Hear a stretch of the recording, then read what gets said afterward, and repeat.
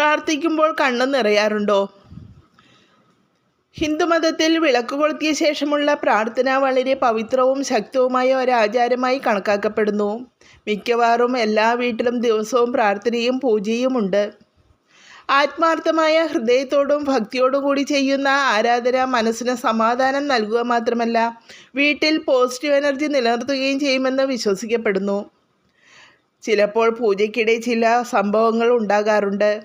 കണ്ണുകളിൽ നിന്ന് കണ്ണുനീർ വരുന്നത്, കൈകൾ പൊള്ളുന്നത്, അല്ലെങ്കിൽ ആവർത്തിച്ചുള്ള കൊട്ടുവായിടൽ തുടങ്ങിയവ. ഇവ നല്ല ലക്ഷണങ്ങളാണോ അതോ മോശമായ ലക്ഷണങ്ങളാണോ? വേദഗ്രന്ഥങ്ങളിൽ ഇവയെക്കുറിച്ച് വിശദീകരിച്ചിട്ടുണ്ട്.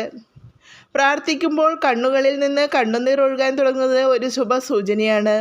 മനസ്സ് പൂർണ്ണമായും ഭക്തിയിൽ മുഴുകുമ്പോൾ വികാരങ്ങൾ കണ്ണുകളിലൂടെ പുറത്തേക്ക് ഒഴുകുന്നുവെന്ന് വിശ്വസിക്കപ്പെടുന്നു.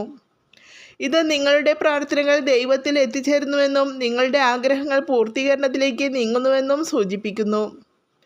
വിളക്ക് കൊളുത്തുമ്പോഴോ കർപ്പൂരം കത്തിക്കുമ്പോഴോ നിങ്ങളുടെ കൈ പൊള്ളലേറ്റാൽ പൂജയ്ക്കിടെ എന്തെങ്കിലും തെറ്റ് സംഭവിക്കുന്നതിൻ്റെ സൂചനയാണ്.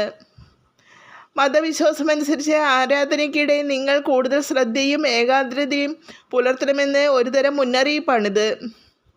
അത്തരമൊരു സാഹചര്യത്തിൽ അടുത്ത തവണ പൂജ നടത്തുമ്പോൾ മാനസിക ഏകാഗ്രത നിലനിർത്തുകയും ആചാരങ്ങൾ ശരിയായി പാലിക്കുകയും ചെയ്യുക.